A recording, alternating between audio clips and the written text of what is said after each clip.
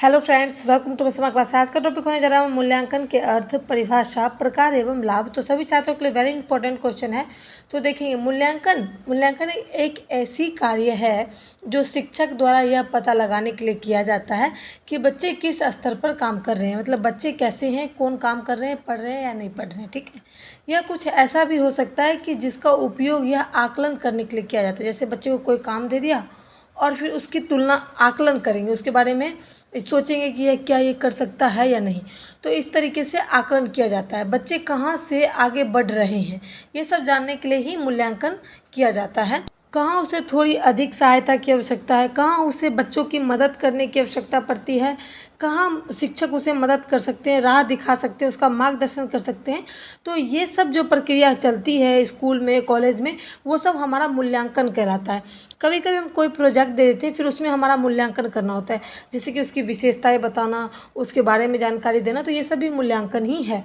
आप देखेंगे मूल्यांकन की उदाहरण, जैसे किसी चीज़ का मूल्य जो होता है उसके, जैसे भी मैंने बताया, जैसे फिटनेस हो गया, फिटनेस का निर्धारण किया जाता है। जैसे कोई चीज़, कोई प्रोजेक्ट है, ये कैसा है, इसमें कौन कौन से सामान लगे हैं, इसकी बनावट कैसी है, मतलब कई तरह की चीज़ों का, हर एक चीज़ का विख्यात तरीके से जैसे वर्णन होता है, उसी प्रकार से सब चीज़ को जानना ही मूल्य कहलाता है, यानी कि मूल्यांकन कहलाता है। जैसे कि व्यायाम हो गया, कार्यालय शुरू करने से पहले यह निश्चित किया जाता है या फिर सुनिश्चित किया जाता है कि जितने भी छात्र हैं वो टाइम पर आ जाएं। जितने भी स्टूडेंट हैं उनके लिए कुछ काम है, उनकी कुछ गतिविधियां हैं जो कि उनको करना है, और वो देखते हैं कि इस काम में वो सक्षम है भी या नहीं, यानी कि जो काम मैंने दिया है वो कर भी सकते हैं या नहीं। तो यही हमारा मूल्यांकन होगा। मूल्यांकन के प्रकार देखेंगे तो मूल्यांकन के तो ऐसे कई प्रकार हैं, लेकिन 4 मेन प्रकार हैं। पहला है प्रक्रिया, प्रभाव, परिणाम और योगात्मक। यानी कि प्रक्रिया, कोई चीज़ की आप क्रिया कर रहे हैं, ठीक है। प्रभाव, उसका प्रभाव कैसा है, अच्छा है, साइड इफेक्ट है, क्या है क्या नहीं है, तो वो एक प्रभाव हुआ।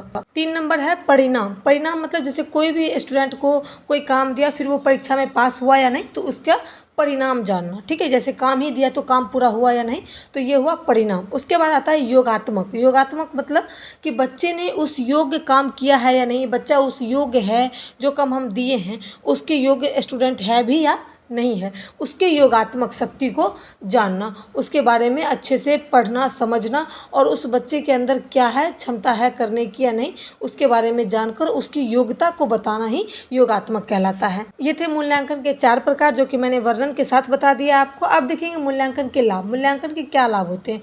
मूल्यांकन के द्वारा ही छात्र को अपनी शैक्षिक प्रगति का ज्ञान होता है। अगर बच्चा एग्ज़ाम दे दे, अगर उसका मार्क्स ही ना मिले, खाली हम कह देंगे कि तुमने बहुत अच्छा किया है, तो उससे उसको क्या मिलेगा, उससे कुछ नहीं मिलेगा। उसको लगेगा कि यार मैंने अच्छा ही किया है, हो गया।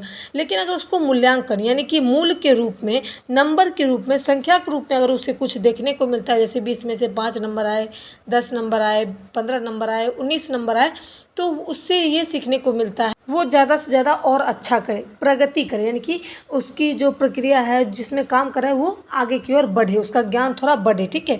इसमें प्रेरणा भी मिलती है, यानी कि जो आपने गलती करी है, अगर आपके क्वेश्चन जो है, कॉपी जो है, अगर आपको मिल रही है कि यहाँ पर कट ऑफ लगा है, ये देखो गोल घेरे के अंदर का आपने गलती की है, तो उससे आपको प्रेरणा मिलती है, कुछ आगे सीखने को मिलती है, उससे भी अच्छा करने का मौका भी मिलता है। जैसे कि आत्मसंतोष। कई बच्चों को क्या होता है कि चलो 18 नंबर उसको मिला, किसी को 19 मिल गया, लेकिन दोनों ने अच्छा ही लिखा है, बस थोड़ा सा डिफरेंस है, तो उसमें हम बताएंगे कि आपकी ये गलती है, तो उसमें वो थोड़ा बहुत संतोष करना भी सीख जाता है। आत्मविश्वास। कई बच्चे क्वेश्चन करते हैं, उनको नंबर नहीं आता, तो शिक्षक उन्हें आत्मविश्वास यानी कि विश्वास दिलाते हैं कि आगे तुम अच्छा करोगे, आगे अच्छा करोगे और तुम्हें करना ही पड़ेगा। तो विश्वास भी दिलाते हैं और हिम्मत भी बढ़ाते हैं, ठीक है। आगे हिम्मत भी बढ़ाते हैं और हिम्मत को उत्पन्न भी करते हैं। इससे क्या होता है कि साथ साथ उनकी कमियों को भी जानकारी मिलती है कि उनके अंदर क्या कमी है। शिक्षक बताते हैं कि आपके अंदर ये कमी है, आपने यहाँ गलती करी, आपकी स्पेलिंग गलती है, तो आपके लाइन्स गलत है, या फिर आपने लाइन्स ऊपर नीचे कर दी है, जिसके कारण आपको नंबर नहीं मिला है। तो साथ साथ उनकी अपनी कमियों को भी जानकारी मिलती है, जिन्हें कि वो भविष्य में अथक परिश्रम करने की जो प्रेरणा देती है, यानी कि अधिक अभी से अगर परिश्रम करेंगे और आगे भी उन्हें परिश्रम करने में कोई परेशानी नहीं होगी, और वो खुशी खुशी अपना काम अच्छे से कर सकेंगे मेहनत के साथ। तो ये था हमारा मूल्यांकन की परिभाषा, अर्थ, उदाहरण एवं प्रकार और लाभ। वीडियो पसंद आए तो like share support. Thanks for watching my video.